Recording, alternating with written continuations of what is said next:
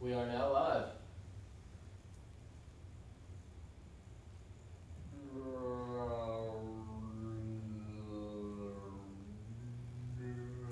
Aha! We thought we were in slow-mo and the camera had gone wrong.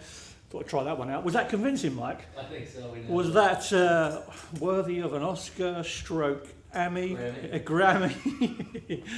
Good morning, good afternoon, good evening. Welcome to another live with my good self on this crazy Monday. There was no traffic today coming in. I don't know why. Maybe it is the arrival of Atlas. 3 Atlas, what's it called? 3 Atlas? Yeah, 3 yeah. Maybe that's what it is. Everyone is looking. Don't look up, as they said in the film. Don't look up. Keep looking down. I was looking down. I'm still looking up. We have got today Runway Trends. Is that the correct title? Runway Trends. That's right. With my ever-present model, Anna. Her name's on the back, so I won't forget. Just good. You get to my age, you have to have things like that. Runway Trends.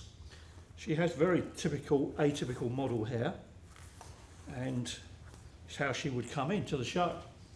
But I wanted to sort of go through a little bit of, what I saw this season again, how it differed from last season, why is that potentially, and does it affect our product choices, etc. So yes, I mean, the interesting thing, before we go to the shows, we don't always know what we're going to be doing before we actually get there. We have to anticipate to a certain extent. So, there's another way of looking at it. We have to be sort of like thinking about what the trends potentially might be before we go, because we do obviously, when we put I put my product order in, and then it ships off to New York, and it can take sort of around about a week to get there. So we can't turn up at a show and just say, oh, we've got all this product and that product. We have to sort of allow for what we're going to do over the whole of that week, per se. Like if we take New York as an example, and the season before, it was a very, very strong trend in old style or classic setting of hair, brushed out, Hollywood waving, etc. It's all right, I'm just laughing because they're trying to play around behind the set, and I'm just going to pull them up on it. What are you trying to do? Just get that mic in a good Get spot. the microphone. All right, we'll put it in a good spot then. You are allowed in front of camera. I want to see you jumping up trying to catch it. So there was that, and could we sort of like, did we look at it and think, oh, that is going to happen again? Was there a potential for it? Would it spill over into the following season? But because we were dealing with another season, no, it was completely different. What was the number one main takeaway that went from New York and it went through straight away London, Milan, and into Paris, was this smoothed out hair, pulled back in certain different guises, and then it was either secured in the back to hang, just back off the face. It was put back into a little bun. There's a lot of those going on at so many shows, or they were put in like a distinctive parting. Of course, there was lots of other different styles we did. We've done a lot of wig work, a lot of references to some all different times. But this was, I would say, was the predominant one that really showed through a lot of the shows. And, that was from either the minor ones right up to the big ones. That was the one we saw. So once again, we will be going through that, was that number one trend. In that, there is so many small idiosyncrasies of how we create that and the effect that we want. And this was like, I'm going to reference this one, was say maybe like from the Kate Barton show, where the hair was pinned back off the face, but it didn't want to be crazy flat, and they didn't want it to have too much shine. So when you do this, depending not one on product choice, but also how you use the product, will determine your result. And that really is key. So it's not a case of like when we do this, we do a demonstration, etc. Right, we're just going to pull this hair back, spray it, and tack it back, etc. There's so much more goes into that. And sometimes this is what we say when we do the class of Runway Ready. I'll stand up now. Just because I've shown you how to secure the hair back in a certain way doesn't mean it's going to be like that for everyone. And people do get confused about that when they do the class and then they come to the shows. It's like, oh yeah, I remember doing that in the class. And they turn their brain off a little bit. It's like, no, there is a little difference on this show compared to what you maybe have seen in the class. We're using maybe less spray or more spray than what we did then. We are attacking it slightly differently, and that's where all the detail stuff becomes so important, and I can't iterate that enough. So I'm not going to go crazy on technique today. It's more about the whats and whys, and like, you know, what was the differentiation on this show maybe compared to some others. So we did start the hair just off occipital bone, and when I'm working on the head, I like to work from the back. It will work on forward diagonals, but for this section I'm going to work up like a clock face. So I can imagine near here I'm just past 9 o'clock, and I'm going to go up to 10 to 11, and then when I get to the front, because I'm working up to the part, I'm going to reverse that and come up that way. So from 6 o'clock I'm going to come up 4, 3, 2, and that will get me into working perfectly horizontal at 1 o'clock. Superstar Cyrita says, hi Gary. How you doing? Good to see you tuning in. So yes, so you know, little things like this are just so important, and they are sometimes missed quite a lot by people. Is like, how does that different for this show compared to another show? When we did another show, be it when Narad was leading for Pamela Rowland, the hair had a little bit more polish on it. So we were you know, doing the product slightly differently. As I say, everyone is slightly different, and you have to be very, very aware of that. So head position, I'm going to move that just a little. Anna is always so accommodating. Always turns up, never complains. Best model I've ever used. How are you doing that with the camera? That good about there? Yeah, that's perfect. We're all chirping in today in the background. Right. This isn't a one-man job. Stacey, my wonderful leader, she makes everything I do my one-man job. So I've got to try and be a one-man superstar doing this, but it's not. You'll generally always want minimum 2 people doing this. So I'm going to use some section clips to give me my other hands. So tension-wise, brushing the hair down, not quite on natural fall. As you can see, it's at a slight angle through here. And I am going to clip this both sides. This is going to make my work a lot easier. One of the reasons why we tell you to have always duckbill clips in your kit, because you never know, your apprentice might have turned up and their hands have fallen over on a bike and they've broken their wrists. Who knows? God forbid. So we hit that with a small amount of spray and pull that down. So the technique is always going to be spray, brush, spray, hairdryer. Come in with a hairdryer, heat that up. Now I'm using the hairdryer on low speed today, just to be nice for the camera crew, sound technicians. Angle of the dryer is always down, and it's a sweeping motion, and I will check that as I go. And when I'm happy that that is solidified, and this has got to be solidified, it can't be wet, you can then move on to the next piece.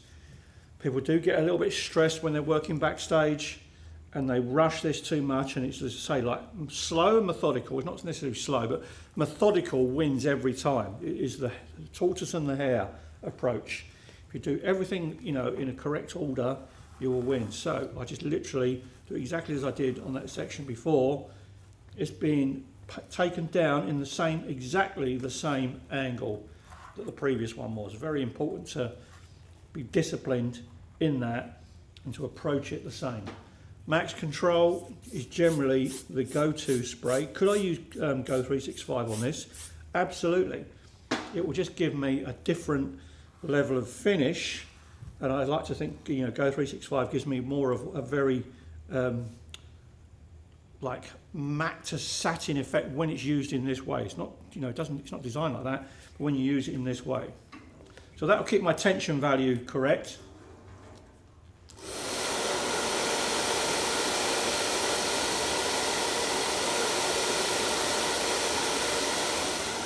So any questions, obviously, like normal, please ask anything that's relative to, you know, either working at Fashion Week, coming and joining us, what the class entails, where you are in the world is just a good one to know, always. So I'm hitting now, this would be classed as a radial section, that, you know, if that was done for a haircut just behind the ear, working onto the top of the head. And this, as I say, this is literally just doing the back section on this side. This is where the parting was, although it was coming over and looking like the left-hand side to you. In the show, it was the left-hand side. Apparently, that is the model side as well. Did you know that? The model side is the left side. Apparently, everyone looks a lot better on that side. I haven't got a side. I'm better off in a dark alley with no lights in the middle of the night. But there you go. That's for another time, isn't it, Mike? A little bit. Superstar Sarita is very excited for this opportunity. Free education from the master. How cool. It's not free. I'm like, now the bill comes in tomorrow. It comes through thick and fast. It's on auto. It's Venmo, straight to my account. Nothing's free in life. Nothing's free. It all costs. When we see you doing this, you'll be like, why can't you do it like that? I showed you on the class. So, control of hairspray. Massively important. There's a number one thing that drives me insane. They do it in the class, instantly the hairdressers turn back to salon work. When they do it, it's like, well, did we show you how to use it like that? As you said, I am not trying to compress the hair super flat on this. I'm making it smooth, but I'm not putting on copious amounts of hairspray and really coating it up. That would be for a different look. Now, application. Let me dry this off quickly.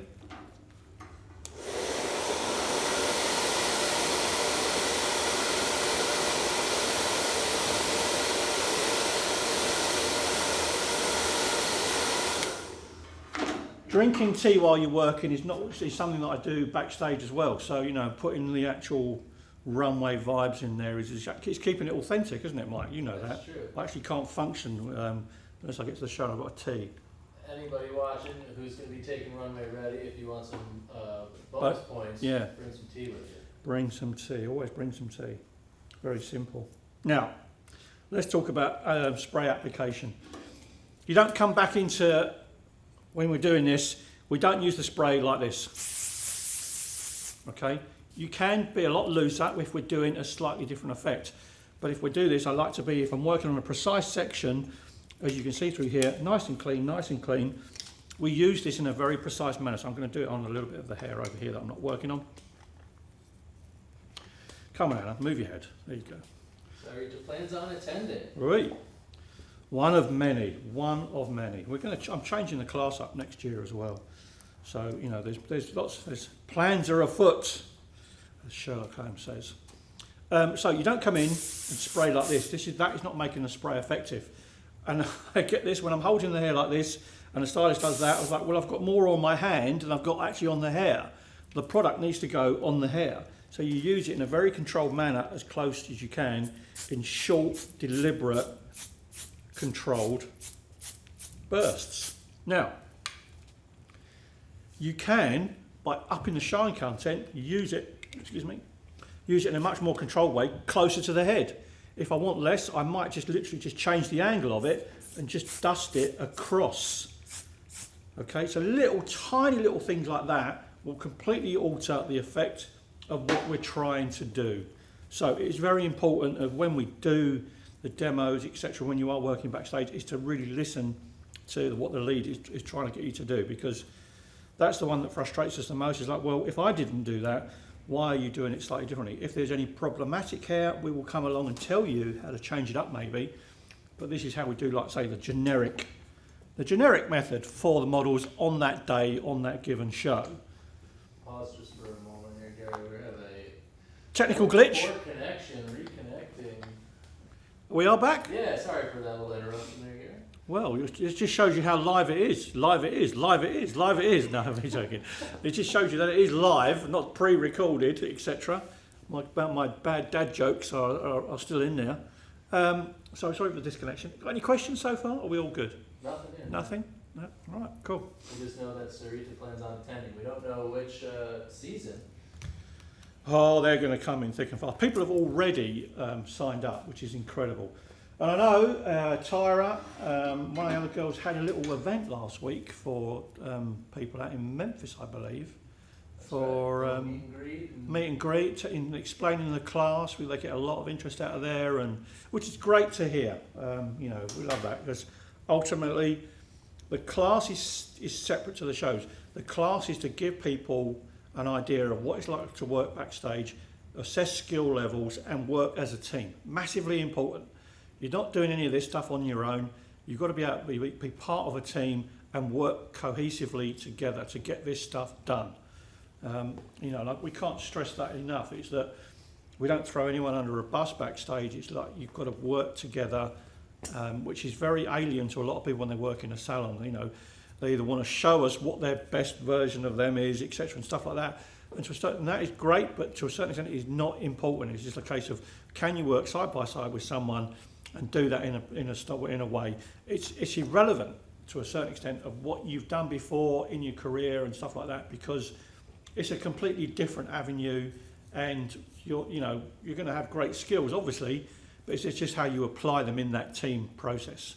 And you know, there's no one's looking to try and be a superstar. We all muck in, we all get stuck in. As I said, myself and Narad are very, very vociferous and very, very passionate about that. Is that we want the team to work together to get the result done. You know. So anyway, moving on. Let's carry on what we're doing. So we're working now in the frontal area of the head, and I'm going to do a slightly different change of direction. As you can see now, forward diagonal, and as you can see, I'm always working with the amount of hair that I can work with adequately and easily to secure it as well, and that will change per person, per model. All right, but ultimately it's about, you know, do you get the products to penetrate it in well enough? Will it go through the hair? Will it do exactly the same? And that will depend on each different model as well. So I've got a model with really fine hair. Consequently, the amount of products I'm going to use can be slightly different. If it's thicker, I'm just going to change my section pattern and just go down to a finer section, because I know I need that to dry off really thoroughly. And that's the really important one, is that I really need that to be dry. And the idea is, you know, someone said, it looks so easy. Ultimately, it should look easy, because you do this enough, it becomes second nature. But those little things to look out for, be it the direction of the hair, each time I've done it and I've brushed it back, each direction lays over perfectly over the one below it. Even when that's popping around the ear. I mean, and these models, these mannequins have got no ears anyway. But, you know, practice. If you get them to lay flat on this, you're going to find it very, very easy when you get to the real world.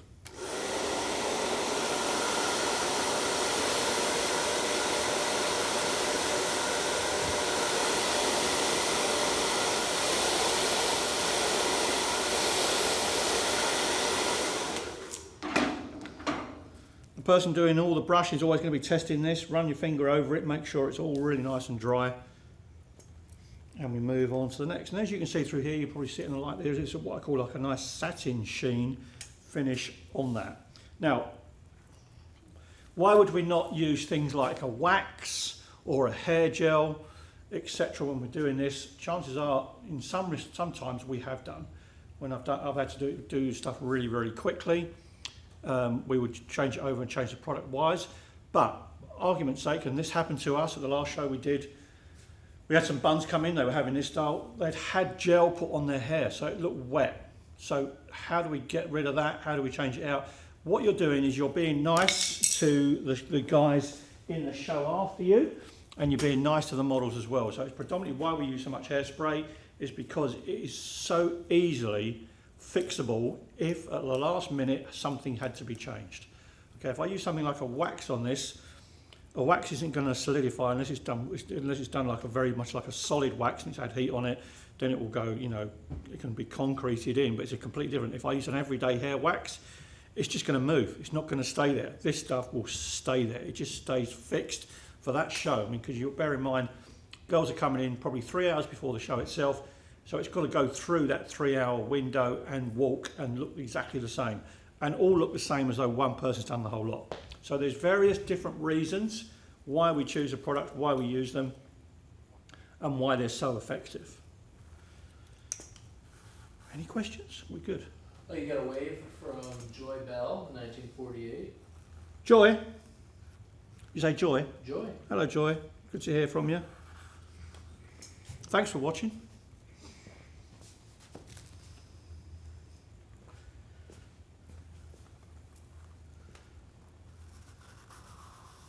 That's my old life, back in London, that is. Me and James. Yeah, another story, that one. Anyway. Still following along. That's a pretty good testament to who you are, Gary. Who's that? Someone from your old life still following along. Yeah, not the hairdressing side, but you know, it's for another story for another day. I'll just let you know that one. Good to hear. Keep watching. There we go. Controlled amounts of spray, fixed back on the ear, and I'm just carrying on where I left off. As you can see, if you're doing this as a two-man job, I would literally be holding this hair flat, taking part of the clips. Someone else comes in with the spray and then the hairdryer. Now, I'll tell you a funny story. I was going to do some how-tos after this on a live model, and Stacey asked me one of them, tying a correct ponytail. And of course, she laughed when she wrote that because she knows I deliberately do not do ponytails as a one-man operation. I said, nope, I am not doing that. It's a two-man job. We teach everyone to do it as a two-man job. Do it as a two-man job. So she was laughing about it because she knew that was the one I was going to kick up about. So I was like, right. And it's like this, you know, as you can see, yeah, I've got 300 million years of experience doing this stuff. And I've had to do this for like cameras and all the rest of it. But if you're doing this as a two-man job, the idea is that you're doing it and you're going to do it at speed. Is the greatest ally. You know, you need to do this in like 20 minutes, get a whole head done. As you can see, working very, very closely. Now, this is where this slightly different. I'm now working on a greater surface area of hair to behind the ear, so I'm keeping hold of that, keeping that tension down, but making sure I hold this flat before I secure it. Then I'll come in with a dryer.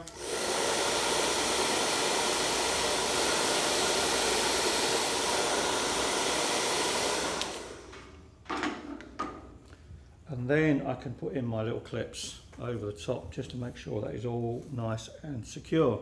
So as you can see, as I've been working closer to the top, I start hitting on that horizontal. Now, this is where you have to be careful, is that the hair is not going to be done down and then taking it back. I'm still going to create that same angle, and it's still got to lay in seamlessly on the hair above. Now, it always works working on a smaller section, of course. Same process. We brush, we spray, we brush. And then when I'm happy, I've flipped out a little bit of hair there. Now, got to secure that one in. When I'm happy, then I'll come in with a hairdryer.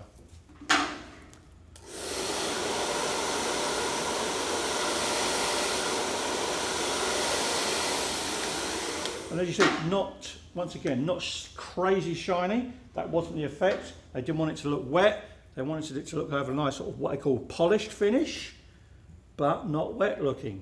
And as I said, that will vary from designer to designer.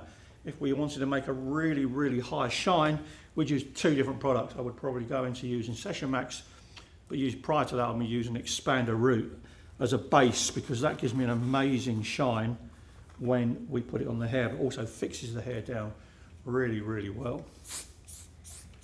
Once again, through here, look how close this is, all the little hairs I've got in the front hairline. Super, super close, very, very controlled. All right, the product is on the hair. The product is not on me, the product's not on the model. It's extremely close.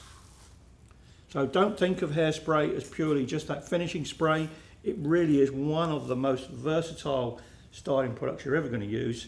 Now, and I can say this from experience, it happened this season. I saw someone else trying to use another hairspray. Doesn't work, nowhere near the same, nowhere near as effective.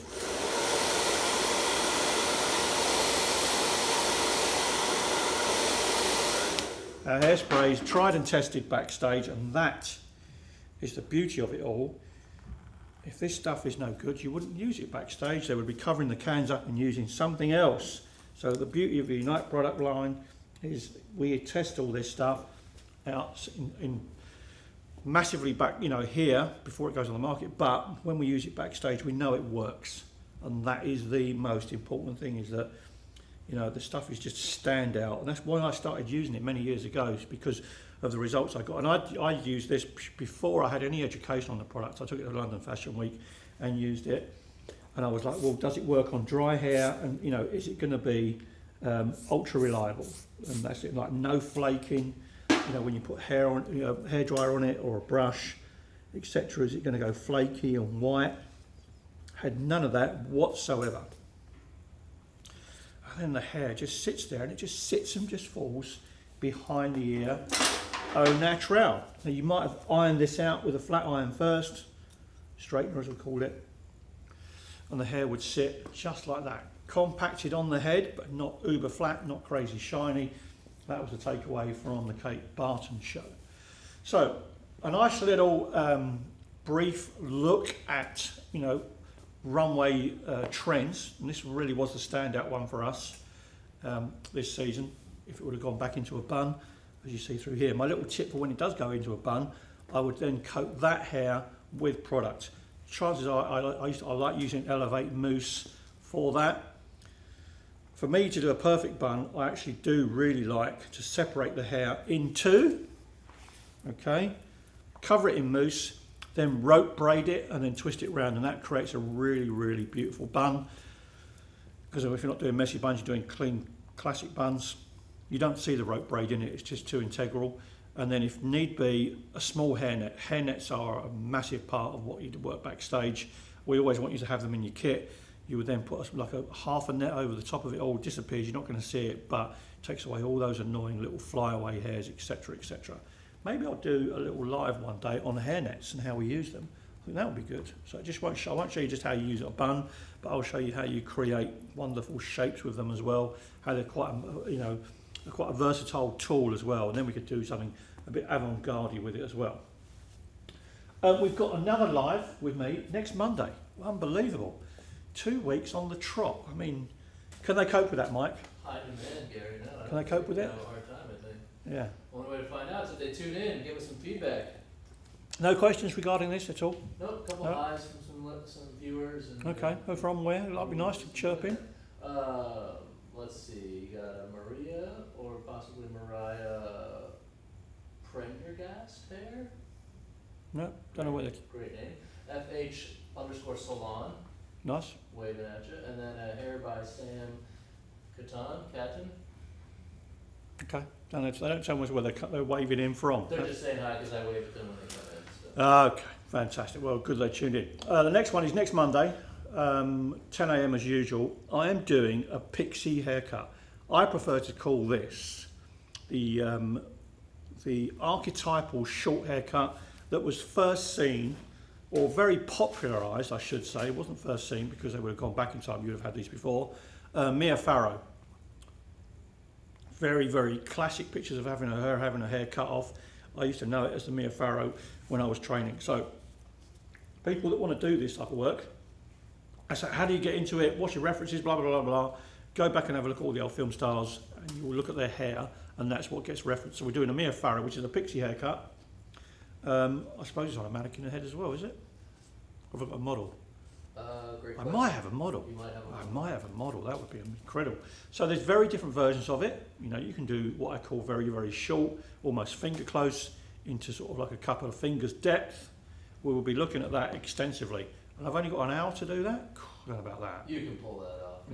Might be just one side. Wow, that would be a tough Hopefully one. it's a doll head and if it's just one side. I don't work that fast anymore. See, I'm getting old, Mike. Nonsense.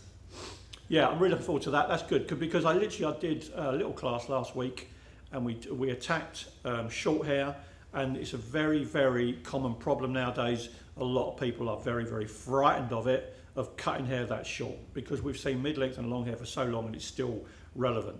And short hair is something that you have to attack very differently. Still technical as any other haircut, but the approaches are different everywhere. So hopefully I'm going to show you one or two approaches for the short hair. So, Sam was tuning in from Canada, by the way. Canada, Yeah. phenomenal. You're allowed to tune in from Canada. Apparently. Well, Atlas 3 is definitely changing the It's internet. gonna start interfering with our signal here. That's great. Well, what part of Canada as well? That would be good. Manitoba? Where are we guessing? I'm going Toronto. Yeah, East Coast, huh? I'm going Toronto, eh? Hey. Yeah, I'm going Toronto. I'm So betting yeah, Vancouver. sorry? I'm betting Vancouver. You're going Vancouver. Yeah. Let's see if they come back before the live finishes. I'm going to waffle on a little bit more about runway trends. As I said, this was a little snapshot of what we did. Well, it looks quite nice here on camera as well, doesn't it? Like it's tidy behind the ear, and you know, doing minimalist looks on hair sometimes can be really, really challenging for people because you're so used to working behind a chair and just doing something a bit loose, brushing through looks okay. Suddenly when you have to look at like the hairline and make sure every little hair is fixed and out of the way, and look, we don't go backstage and we're not spraying and spraying and spraying and spraying to get this done each time. When it's done, it's generally a one and done, and it shouldn't really move after that. This was a standout for this season. Will it be the same next season? Highly likely, no. One thing that is consistent though, and I say this every season, you want to be good at runway hair. Mike, what is it? I'm guessing ponytail. No. Oh no! What comes up every season without fail? A finger wave? And every time I ask people, who can do a finger wave with me? It's always, whoo, hands down. So please, people, perfect your finger waves, dry and wet. Massively important to do them dry as well. Yeah, we love doing that. So, and that's on all hair types as well. You can never learn enough. You know, just as I said, as I've got older, you don't think you've learnt a lot. You think you know a little bit. You realise how much you don't know. So you know, just keep your mind open and just keep picking up all those little idiosyncrasies. All the teams work slightly differently, but they also work quite similarly as well. Now, tell you a little story. We've had a couple of people join our class who've gone on to work for some of the major teams. One of the girls, Julie, was with us in Paris. Just let me tell you, she works for one of the major teams now, does all the big shows, like the real big ones. You know, we do some great ones anyway, but she's doing the ones that have had the same teams working on them, like be it Dior, etc. She came back and worked with us, and I was just talking to her out of interest and said, well, how do you think we hold up now you've done it? And they worked out, and she says completely the same, if not, you know, she just enjoys working with us, and it's just like, you know, it was just a great tick for us, and it was just really interesting to hear that she didn't feel like there was any difference. So, you know, that's just proves how successful the class is. It's just great when I hear a story like that. She's gone out and found it on her own way. She moved to New York. She's now a session stylist there. And she's going through like the beginning process of all of that again, but she's got there, and good luck to her. But it's just a great success story. So when people ask me, how do I work? Can I work backstage, do this more as a career, etc.? Can I do session work? It is one avenue to get you into that because it just exposes you to that. There's lots of other little success stories we've had from that as well. We've actually got a girl who I work with in New York. She's going to look after Heidi, one of the girls who's walking on Heidi Klum's Halloween show this week. So there you go.